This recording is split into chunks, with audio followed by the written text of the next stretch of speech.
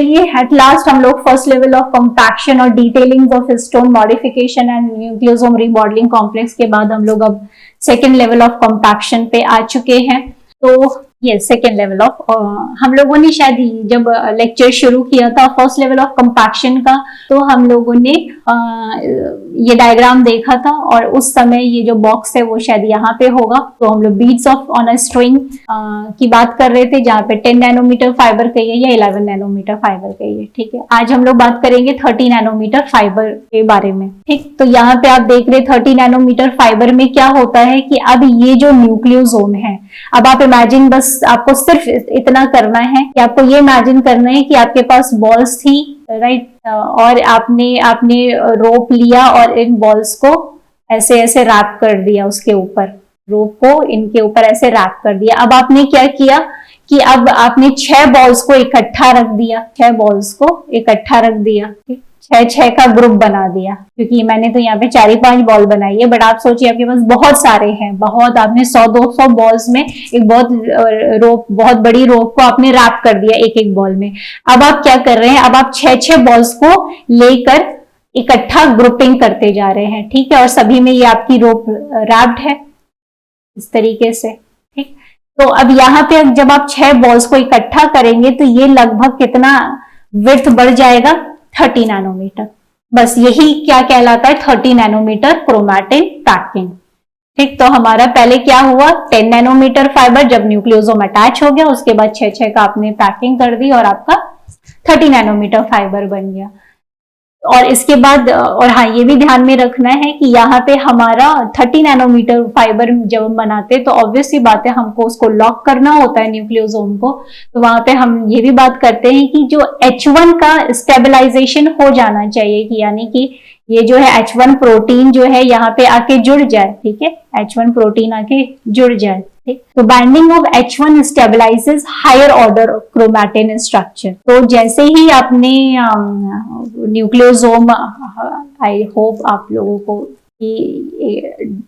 ये आपने रैप किया, तो यहाँ पे कितना नैनोमीटर फाइबर कवर कर रहा था, ये 147 नैनोमीटर। अब ये जब पूरा इसके साथ हिस्टोन H1 भी आ गया और पूरा ये रैप हो गया, यानी इसने पूरे 2 टर्न ले लिए, तो लगभग कितना बेस पेयर आ गया, 200 बेस पेयर आ गया। तो जब तक 1.65 टर्न था तो वो क्या था, 147 बेस पेयर आ रहे थे, तब आप इसको कह रहे थे 147 बेस पेयर का डीएनए और हिस्टोन ऑक्टामर मिलके न्यूक्लियोसोम बता रहे हैं, और उसमें इतना टर्न्स हो रहा है। पर अब जो पूरा कंप्लीट टर्न होके हो जाएगा तो 2 कंप्लीट टर्न होते हैं, तो 200 बेस पेयर लगभग अकोमोडेट होते हैं उसमें H1 को इंक्लूड करके। ठीक है, तो in the test tube as salt concentration जैसे जैसे हम बढ़ाते जाते हैं, तो एडिशन ऑफ हिस्टोन H1 और H1 का एडिशन हम कर रहे हैं, तो वो न्यूक्लियोसोमल डीएनए जो बना हुआ है वो 30 नैनोमीटर फाइबर में अब कन्वर्ट होने लगता है। This structure which can also be observe in vivo represent the next level of DNA compaction, जो कि हम लोग बात कर रहे हैं सेकेंड लेवल ऑफ कॉम्पैक्शन की। Importantly the incorporation of DNA into this fibre makes the DNA less accessible to many DNA dependent enzyme.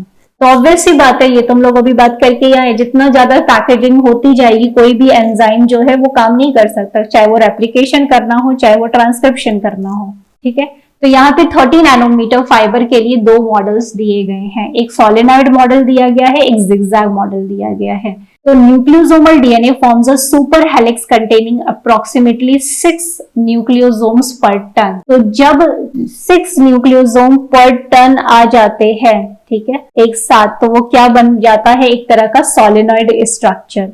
और जिगजैग मॉडल में क्या होता है, नाम से इंडिकेट कर रहा है कि यहाँ पे जिगजैग पैटर्न में न्यूक्लियोसोम का अरेंजमेंट होता है जब H1 ऐड हो जाता है। ठीक है, तो बात यहाँ पे वही आ गई कि सबसे पहले जो सेकेंड लेवल ऑफ कॉम्पैक्शन में मदद कौन कर रहा है, H1 प्रोटीन मदद कर रही है और उसको सेकेंड लेवल ऑफ कॉम्पैक्शन में पहुंचा रही है। यहाँ पे जो 30 नैनोमीटर फाइबर में 2 मॉडल्स हमारे सामने आते हैं, solenoid and zigzag model. Let's see, तो जो सोलेनॉइड मॉडल है वो कुछ इस तरीके से हमें दिख रहा है। यहाँ पे हमारे पास अभी एक न्यूक्लियोसोम था, अब इस तरीके से हमने जैसे बताया, आपने 6 की ग्रुपिंग कर ली, तो यहाँ पे आपको दिख भी रहा होगा कि यहाँ पे 1, 2, 3, 4, 5 और 6, ठीक है, और यहाँ पे लिंकर डीएनए है। तो the linker DNA does not pass. अब यहाँ पे आप अगर ध्यान से देखें, जो लिंकर डीएनए होता है, तो जो लिंकर डीएनए है वो क्या है, वो सेंट्रल एक्सिस में कहीं भी, यहाँ पे सेंट्रल एक्सिस में कहीं भी पास नहीं कर रहा है, ठीक है, सेंट्रल एक्सिस बिल्कुल खाली है। तो जो भी ये सुपर हेलिक्स का फॉर्मेशन हुआ है, and that the size and entry and exit point of nucleosome are relatively inaccessible. और इस वजह से अभी क्या है, इस तरीके से ये न्यूक्लियोसोम का 6 न्यूक्लियोसोम का कॉम्पैक्ट अरेंजमेंट होता है कि किसी भी तरीके से जो आपका एंट्री और एग्जिट पॉइंट्स जो है वो इस तरीके से अरेंज होते हैं कि वो कंप्लीटली इनएक्सेसिबल होते हैं, ठीक है। तो यहाँ पे आप देख सकते हैं कहीं से भी एंट्री, कोई भी जो एंट्री एग्जिट साइट को आप एक्सेस ही नहीं कर सकते हैं। नेक्स्ट, अब यहाँ पे आपको साफ दिख रहा है कि जो लिंकर डीएनए है, लिंकर डीएनए जो है वो क्या हो गया है, यहाँ पे आप देखिए सेंट्रल एक्सेस में साफ दिख रहा है वो। तो ये जिगजैग मॉडल है, कुछ जिगजैग कन्फर्मेशन में ये अरेंज होता है। In this model the linker DNA frequently passes through the central access. देख रहे हैं लिंकर डीएनए पास कर रहा है, तो ऑब्वियस सी बात है आपकी साइट और एंट्री पॉइंट्स दोनों ही एक्सेसिबल है, आराम से आप उसको देख सकते हैं, एकदम एक्सेस कर सकते हैं। पर सोलेनॉइड मॉडल में वो एक्सेसिबल नहीं है। अब यहाँ पे आप देख सकते हैं कि किस तरीके से ये जो दो मॉडल हैं अरेंज होने के बाद आपको 30 नैनोमीटर फाइबर का कंफर्मेशन देख रहे हैं। तो regular spiral configuration containing 6 nucleosome पर टर्न। तो ये आपका क्या है, दो मॉडल है, solenoid model and zigzag model. यहाँ पे और आप अच्छे से देख सकते हैं कि जब तक सिर्फ न्यूक्लियोसोम डीएनए से बाइंड था तो हम 10 नैनोमीटर फाइबर कह रहे हैं। अब हमारा इस तरीके से कुछ अरेंजमेंट हो गया है जहाँ पे H1 हिस्टोन की बहुत इंपॉर्टेंट बात है कि वो लोकेलाई आके एकदम बाउंड कर दिया है, ठीक है। यहाँ देख रहे हैं आपने वो अपना लिंकर डीएनए से, जिस तरीके से हम लोगों ने बात की थी कि लिंकर डीएनए से एसोसिएट होते हुए इस तरीके से लॉक कर देता है। तो यहाँ पे आप देख रहे हैं कितना इंपॉर्टेंट रोल है H1 हिस्टोन का 30 नैनोमीटर फाइबर को क्रिएट करने में। तो यहाँ पे ये हमें दिख रहा है, ठीक है। ओके, अब क्या होगा आगे, पहले ये कवर कर लेते हैं। सो द क्लासिक सोलेनॉइड जो है वो एक्चुअली में कई सालों तक वही माना जाता था, but however solenoids are not seen at physiological salt concentration, ठीक है। तो जब लगभग इतना मोनोवैलेंट कैटायन का कंसंट्रेशन अवेलेबल हो तो सोलेनॉइड का फॉर्मेशन नहीं देखा गया था, ठीक। बट जैसे जैसे टेक्निक्स डेवलप होती गई तो उस तरीके से हमें और इम्प्रूव्ड वर्जन उसका मिलता गया, और अब हमारे पास जो है साफ तौर पे ये स्टडी कहती है कि एटलीस्ट इन ट्रांसक्रिप्शनली एक्टिव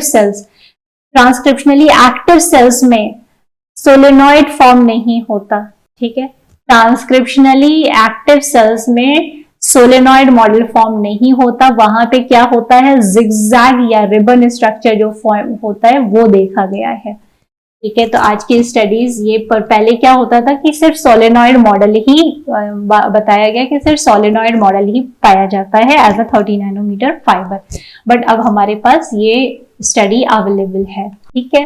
तो अभी क्या है, हालांकि अब जो है बोथ मॉडल्स जो है प्रेजेंट हो सकते हैं, चाहे वो सेम डीएनए में, बस ध्यान में ये रखना है कि zigzag model transcriptionally active regions में प्रेजेंट होता है, न कि सोलेनॉइड। और दोनों ही मॉडल हो सकता है एक ही डीएनए में प्रेजेंट हो, एक ही पार्ट में प्रेजेंट हो, ऐसा नहीं है कि अलग एक डीएनए में या एक क्रोमोसोम में सोलेनॉइड पाया जा रहा है दूसरे में जिगजैग, ऐसा कोई जरूरी नहीं है। वो भी हो सकता है और ये भी हो सकता है कि सेम डीएनए में वो पाया जा रहा हो। Packaging of DNA into nucleosome and 30 nanometre fibre result in compaction of DNA length by 40 fold, यानी अभी क्या हो गया, लगभग 40 गुना जो है अब आपकी पैकेजिंग हो गई है, ठीक है।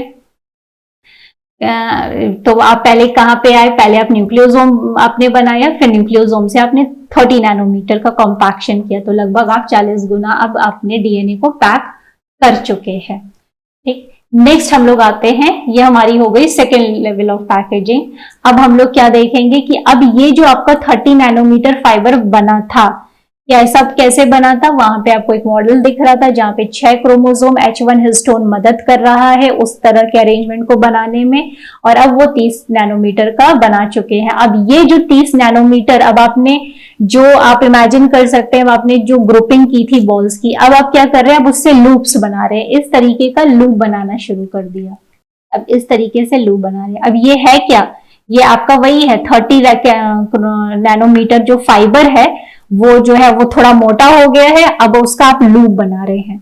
ठीक है, तो आपने पहले क्या किया, लंबी सी लकड़ी ली, एक एक बॉल को रैप किया, फिर 6-6 बॉल का ग्रुप बना दिया। अब उस जो 6-6 बॉल का आपने ग्रुप बनाया है, अब वो उसको आप क्या कर रहे हैं, अब आप उसको फोल्ड करना है, इस तरीके से लूप बनाना शुरू। और आपके यहाँ पे 6-6 बॉल्स की ग्रुपिंग है, ऐसे ऐसे कर सकते हैं। ठीक है, तो अब आप उसका लूप बनाना शुरू कर रहे हैं। ओके, तो अब हम लोग देखते हैं कि किस तरीके से ये काम होता है। इसको हम कहते हैं, ये जो लूप का फॉर्मेशन हो रहा है इस तरीके से, यानी 30 नैनोमीटर फाइबर जो है वो अब इस तरीके का स्ट्रक्चर बनाना शुरू कर रही है। तो वो लगभग सोचिए 30 नैनोमीटर से अब आपकी जो क्रोमोसोम पैकेजिंग हो जाएगी लगभग 300 नैनोमीटर, 300 नैनोमीटर। तो क्या हो रहा है, आप अब आपकी रस्सी क्या होती जा रही है कि लंबी दूरी तय नहीं कर रही है, बट क्या कर रहा है, अब वो कॉम्पैक्ट होती जा रही है। ठीक, तो the 30 nanometre fibre forms loop of 40 to 90 kilo base pair. ठीक है, that are held together at their bases by proteinaceous structure referred to as the nuclear scaffold। तो अब ये जो लूप है वो रिटेन कैसे रहे, मेंटेन कैसे रहे, सस्टेन कैसे रहे, वो किस तरीके से होते हैं, न्यूक्लियर स्कैफोल्ड की मदद से होते हैं, जो कि पूरा एक का प्रोटीन कॉम्प्लेक्स होता है। तो यहाँ पे आप देख सकते हैं, अब यहाँ पे आप ये देखिए कि किस तरीके से आपने क्या कर दिया, लूप्स बनाना शुरू कर दिया। और ये जो लूप है, ये लूप किस चीज का लूप है, 30 नैनोमीटर फाइबर का लूप है।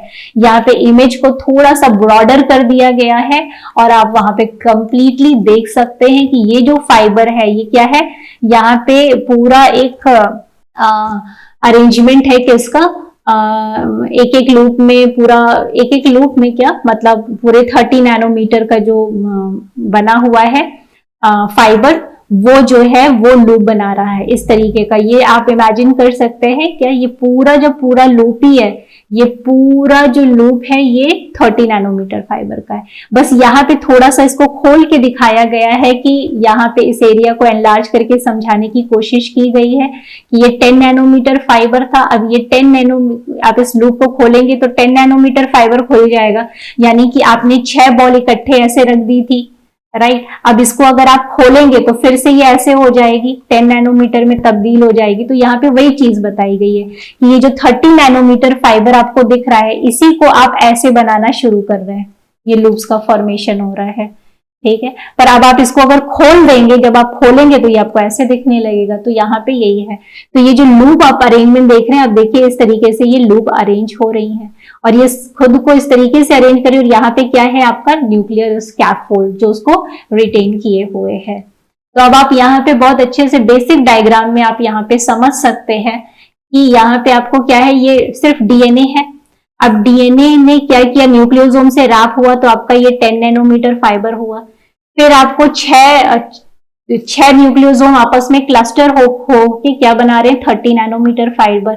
अब यही 30 नैनोमीटर फाइबर, ये जो 30 नैनोमीटर फाइबर बना, अब ये लूप बना रहा है। ठीक है, और एक लूप लगभग 75,000 बेस पेयर रखते हैं। एक लूप में लगभग 75,000 बेस पेयर होते हैं या 75 किलो बेस पेयर होते हैं। ठीक, अब आप देखिए कि अब यहाँ पे 6 का लूप बन रहा है, यहाँ पे 1 2 3 4 5 6, तो 6 लूप्स जो हैं वो कैसे अरेंज हो रहे हैं, यहाँ पे न्यूक्लियर स्कैफोल्ड में अरेंज हो रहे हैं। और ये 6 लूप जो है एक साथ मिलके क्या बोलते हैं, 1 रोसेट बोलते हैं। ठीक है, तो ये जो 6 लूप बन गए, ये आपका ब्लू कलर में ये क्या दिया हुआ है, रोसेट स्ट्रक्चर। तो ये रोसेट क्या है, ये रोसेट हो गया। अब ऐसे ही 30 रोसेट, तो 30 रोसेट मिलके क्या बना रहे हैं, एक कॉइल बना रहे हैं। तो इसी तरीके से लगभग 10 कॉइल्स हो जाते हैं, यानी 10 कॉइल्स मींस आप देख रहे हैं यहाँ पे गिनना शुरू करें तो ये 30 होंगे, ये एक कॉइल हो गया, ये दूसरा कॉइल हो गया। तो इस तरीके से 10 कॉइल जो है 1 2 3 4 5 6 7 8 9 10 10 कॉइल क्या बना रहा है, एक क्रोमैटिड, 10 कॉइल बना रहा है एक क्रोमैटिड। ठीक है, तो इस तरीके से आप इस चीज को देख सकते हैं कि ये अब आपको क्या दिख रहा है, ये इस तरीके से कुछ आपको दिख रहा है, यहाँ पे ये कनेक्टेड है। ओके, तो यहाँ पे ये आपका एक क्रोमैटिड है, यानी एक क्रोमोसोम है, राइट। अब ये जो है इसको अगर आप खोलेंगे तो क्या मिलेगा आपको, 10 कॉइल का बना है ये। 10 कॉइल में एक कॉइल कितने का बना है, 30 रोसेट का बना है। जो एक रोसेट है उसमें कितने लूप्स है, 30। इस 6 लूप में, एक लूप में कितने, एक लूप में 6 लूप का बना हुआ है रोसेट। ठीक है, हाँ, एक लूप में कितने बेस पेयर आ रहे हैं, 75,000 बेस पेयर। और ये जो लूप्स हैं, ये लूप्स किसके बने हुए हैं, 30 नैनोमीटर फाइबर के। ठीक है, और ये 30 नैनोमीटर फाइबर जो है वो कैसे अरेंज हो रहा है, वो जो है वो भी 6 न्यूक्लियोसोम जो है और H1 प्रोटीन जो है मदद कर रहा है इस 30 नैनोमीटर फाइबर को बनाने में। ठीक है, so this is a kind of sequence parameter how a kind of chromatid it is being generated और फॉर्म। ओके, तो अब आप देख सकते हैं यहाँ पे जो ऊपर वाला डायग्राम था, इसमें अब जो आप यहाँ पे चीज देख रहे थे कि कॉइल्स, 2 कॉइल आपको मिले, यानी 2 क्रोमैटिड आपको मिले, कॉइल नहीं, 2 कॉइल नहीं, 2 क्रोमैटिड, सॉरी। तो यहाँ पे जो आपको मिले, तो जो बात हुई कि जो लूप्स है वो किस में अरेंज, कौन कंट्रीब्यूट कर रहा था उनके लिए अरेंज होने के लिए, न्यूक्लियर स्कैफोल्ड। अब न्यूक्लियर स्कैफोल्ड जो है वो क्या होता है, वो 2 मेजर क्लासेस ऑफ प्रोटीन का बना होता है। एक होता है एसएमसी प्रोटीन कंटेनिंग कॉम्प्लेक्स और दूसरा टोपोआइसोमरेज सेकेंड। तो टोपोआइसोमरेज सेकेंड हम लोग डिस्कस नहीं करने जा रहे हैं, क्योंकि ये हम लोग पूरा डिटेल्ड चैप्टर इसका देख चुके हैं, तमाम तरह के टोपोआइसोमरेज का क्लासिफिकेशन डिस्कस किया हुआ है, राइट। तो topoisomerase second plus SMC protein containing complex, और ये एसएमसी प्रोटीन जो है वो भी सेल बायोलॉजी से रिलेटेड टॉपिक है, बट थोड़ा हम लोग यहाँ पे डिस्कस कर सकते हैं कि थोड़ा सा कि एसएमसी प्रोटीन कॉम्प्लेक्सेस कौन कौन से होते हैं। एक होता है कोहेसिन और कंडेंसिन, ये 2 मेजर कॉम्प्लेक्स हैं, मैं वर्ड को ध्यान से देना है, ये 2 मेजर कॉम्प्लेक्स हैं। तो जब भी कॉम्प्लेक्स होता है तो वो मल्टीपल प्रोटीन्स का बना होता है। जैसे कोहेसिन में दिया गया है कि कोहेसिन 2 एसएमसी और 2 नॉन एसएमसी प्रोटीन्स का बना हुआ होता है। ठीक है, और इनका कोहेसिन एंड कंडेंसिन का it is required to link the 2 daughter duplexes. ठीक है, सिस्टर क्रोमैटिड्स जो अभी हम लोगों ने या आप बनाते भी हैं, ये क्या होता है, ये सिस्टर क्रोमैटिड्स होते हैं। तो अभी बेसिकली ये आपस में लिंक रहते हैं। ठीक है, तो ये लिंक कैसे है, तो ये कोहेसिन की मदद से लिंक रहते हैं। क्रोमोसोम कंडेंसेशंस क्या, the chromosome condensation that accompanies chromosome segregation also requires a related SMC containing complex call condensins. ठीक है, तो क्रोमोसोम के समय जो कंडेंसेशन की जो चीज हो रही है उसमें कंडेंसन प्रोटीन रिक्वायर होती है। ठीक है, और सेग्रीगेशन में भी मदद करती है।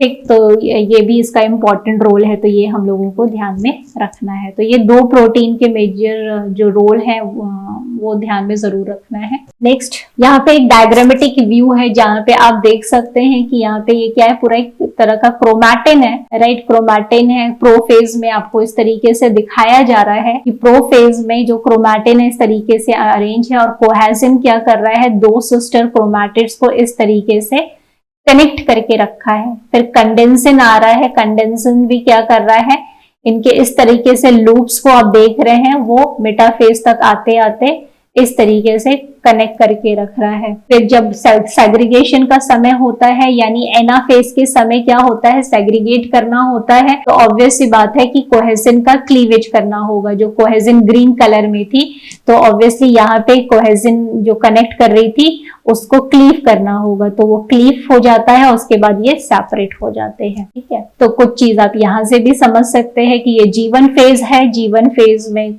न्यूक्लियस में इस तरीके से अरेंजमेंट है, कंडेंसिन प्रोटीन है।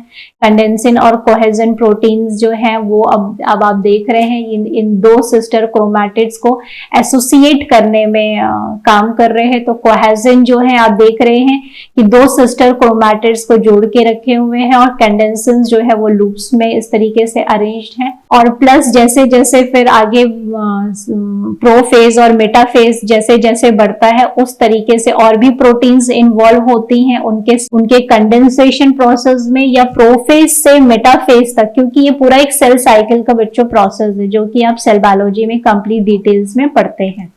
ठीक है, हम लोगों को तो सिर्फ यहाँ पे सिर्फ एक दो चीजों को रिलेट करना है कि किस तरीके से ये जो पैकेजिंग है उसमें, पैकेजिंग में भी ये प्रोटीन्स में, भाई पैकेजिंग हो गई पर अब दोनों सिस्टर क्रोमैटिड्स कनेक्टेड तो हैं, तो उन प्रोटीन्स को बस हम लोग देख रहे हैं। ठीक है, और इन क्रोमैटिड्स को फिर क्या होना होता है कि अलग अलग डॉटर सेल में ये चली जाएंगी, तो इनको अलग तो करना ही है, तो अलग करने के लिए क्या करना पड़ेगा, इन कोहेसिन प्रोटीन का क्लीवेज करना पड़ेगा, जिसमें मदद करती है सैपरेस एंजाइम। अब यहाँ पे आप देख रहे हैं थोड़ा सा स्ट्रक्चरल व्यू है कि यहाँ पे कोहेजिन और कंडेंसिन है। आप देख रहे हैं कोहेजिन जो है, कोहेजिन प्रोटीन किसकी बनी हुई है, SMC1 और 3 की। उसके पास जो कुछ इस तरीके से कॉइल्ड कॉइल सेगमेंट दोनों के पास है, यहाँ पे आपको दिख रहा है, ये एक SMC13 हो गई, और इसके पास कंडेंसिन के पास कौन सी है, SMC24। तो ये याद में रखना है कि कोहेजिन के पास क्या है, कौन सी SMC ना, और कंडेंसिन के पास कौन से। इन दोनों के पास एक हिंज रीजन होता है, क्योंकि ये पूरा एक प्रोटीन स्ट्रक्चरल फोल्ड यहाँ पे दिया हुआ है, तो आप इसको खोल देंगे तो ऑब्वियसली आपको ये कुछ ऐसे दिखाई देगी। ठीक है, तो यहाँ पे ये क्या है, हिंज रीजन है। हिंज रीजन क्या कर रहा है, इन दोनों कॉइल को कनेक्ट करने में हेल्प करता है। ठीक है, और यहाँ पे क्या है, नॉन SMC प्रोटीन प्रेजेंट है। तो अब आप इस तरीके से इनको देख लिया आपने। SMC proteins are large polypeptides each spanning 1000 to 1500 amino acid. They form dimers, यहाँ पे है ना डाइमर का formation, in which two anti parallel coiled coil, ये वर्ड याद रखना, arms are connected by flexible hinge, what we just talked about. The distal end of each arm constitute an ATP binding domain. तो यहाँ पे क्या है, ATP binding domain होता है। Whereas both the archaeal and bacterial genomes contain only one SMC gene. ठीक है, पर 6 SMC इन्हीं के पैरालॉग्स पाए जाते हैं यूकैरियोट्स में। तो each of eukaryotic SMC has a specific dimer partner. तो SMC जो है अपने पार्टनर के साथ काम करती है, तो इसीलिए हम लोग देख रहे हैं SMC13, SMC24 या SMC56। तो ये आपके यूकैरियोटिक SMCs हैं, तो जिसमें आपने ये दो कोहेजिन और कंडेंसिन में देखा, और SMC56 भी होती है। तो यहाँ पे आप देख सकते हैं, each SMC dimers form a functional complex with a distinct set of non SMC subunit. तो ये जो है कॉम्प्लेक्स फॉर्म कर रही है, इसमें नॉन SMC प्रोटीन्स भी रिलेटेबल हैं। SMC13 forms the core of cohesin complex that function in sister chromatid cohesin. तो SMC13 क्या कर रही है, कोहेजिन का फॉर्मेशन कर रही है। SMC24 क्या कर रही है, कंडेंसिन का फॉर्मेशन कर रही है, या कंडेंसिन कॉम्प्लेक्स का फॉर्मेशन कर रही है। ठीक है, तो और इसका रोल क्या होता है, माइटेटिक क्रोमोसोम कंडेंसेशन प्रोसेस में इसका रोल होता है। भाई कॉम्पैक्ट करना है ना, तो condensation. Bacterial SMC is involve in chromosome partitioning and is thought to be an ancestor of condensin and cohesin. तो कुछ बैक्टीरियल SMC भी हैं, तो उनको बैक्टीरियल SMC ही कहते हैं। कंडेंसिन और कोहेजिन जो वर्ड है वो बेसिकली हम लोग यूकैरियोट के केस में यूज करते हैं। The SMC56 complex is implicated in DNA repair and check point response. तो जो इन प्रोटीन, ये जो SMC56 कॉम्प्लेक्स है, structural maintenance chromosome protein 56 complex, ये कहाँ पर काम कर रही है, DNA रिपेयर या चेक पॉइंट्स पे काम करती है। तो यहाँ पे थोड़ा सा और भी मॉडल्स दिए हुए हैं, यहाँ पे आप देख सकते हैं। देखिए यहाँ पे क्या है, ये कौन सी प्रोटीन है, SMC। ये क्या है, ये SMC 1-3, ये पूरा जो दिया हुआ है ये क्या है, ये कोहेजन है। तो कोहेजन में क्या क्या होता है, SMC 1 होता है, SMC 3 होता है, अभी आपने देखा SMC 1 और SMC 3 होता है कोहेजन में, और कुछ नॉन SMC प्रोटीन होती है। तो अब आप देख सकते हैं किस तरीके से ये एसोसिएटेड है। तो यहाँ पे कौन सी नॉन SMC प्रोटीन है उसको हम लोग क्या बोल रहे हैं, SCC3 एंड SCC1। ये नॉन SMC प्रोटीन्स है जो कि ये आपका हिंज रीजन है, ये दोनों कनेक्ट हुए। ये देखिए कॉइल्ड कॉइल है, ये कॉइल्ड कॉइल है और उस तरीके से ये कनेक्ट हो रहे हैं, और ये आपके क्रोमैटिड्स हैं जिनको जोड़ के रखा है। तो अब जब इन क्रोमैटिड्स को एनाफेज में जब अलग करना होगा तो फिर एंजाइम आएगा और इनको क्लीव कर देगा। तो दिस इज द केस, ठीक है। कौन सा एंजाइम आएगा, सेपरेज एंजाइम आएगा, और ये यहाँ पे देख रहे हैं आपने क्लीव कर दिया। तो फिर दो क्रोमैटिड्स जो है अलग अलग चले जाएंगे। तो थोड़ा सा हम हल्का सा एक एक्सप्लेनेशन दे रहे हैं जो कि इम्पोर्टेंट है। तो और डिटेलिंग सेल साइकिल में ऑब्वियसली आप लोग करेंगे, बट यहाँ पे थोड़ा सा बस ये बता रहे हैं किस तरीके से सिस्टर क्रोमैटिड्स अलग हो रहे हैं और कोहेजन सेपरेट हो रहे हैं। तो यहाँ पे आप ध्यान रखिए, दो चीजों को ध्यान में रखना है कि आपका जो सेक्यूरिन होता है और सेपैरेज होता है, ठीक है। तो क्या होता है, सेक्यूरिन सेपैरेज को पकड़ के रखता है, ऐसे समझना है। सेक्यूरिन क्या करता है, सेपैरेज को पकड़ के रखता है, क्लियर। जैसे जैसे एनाफेज आता है, अब आप समझ में आएगा कि कैसे क्यों पकड़ के रखता है। जैसे जैसे एनाफेज आता है तो ऐसी प्रोटीन्स जो है वो एक्टिवेट होती हैं और वो क्या करती हैं, वो सेक्यूरिन है, मान लेते हैं दिस इज सेक्यूरिन। जो सेक्यूरिन है, दिस इज सेक्यूरिन, सेक्यूरिन पे फॉस्फेट ग्रुप लगा देती हैं। ये जो प्रोटीन है ये सेक्यूरिन पे फॉस्फेट ग्रुप लगा देती है। तो जैसे ही सेक्यूरिन पे फॉस्फेट ग्रुप लगता है, वो सेपैरेज को जो पकड़ा हुआ था, मान लो उसको पकड़ा हुआ था, तो अब ये जो सेपैरेज है, मैं सेपैरेज को ऐसे बना रही हूं, तो अभी सेपैरेज क्या होता है, सेपैरेज फ्री हो जाता है, ठीक है। अब वो पकड़ा हुआ नहीं है, सेपैरेज अब फ्री हो गया। जैसे ही सेपैरेज फ्री हो जाता है, जैसे ही सेपैरेज फ्री होता है, सेपैरेज आके क्या करता है, कोहेजन प्रोटीन को क्लीव कर देता है। तो फिर क्या होता है, सिस्टर क्रोमैटिड सेपरेट हो जाते हैं, सिस्टर क्रोमैटिड सेपरेट हो जाते हैं। और ये क्या है, आपका कोहेजन था, cohesion coiled coil, hinge region, और ये नॉन SMC प्रोटीन्स। तो ये जो है ये क्या है, काट देता है। तो कैसे है ये मैकेनिज्म, हमने यहाँ पे यही चीज बताई गई है। ये सेपैरेज है, ये अभी इनएक्टिव था, इसने क्या किया, सेक्यूरिन आके इससे बाउंड हो गया।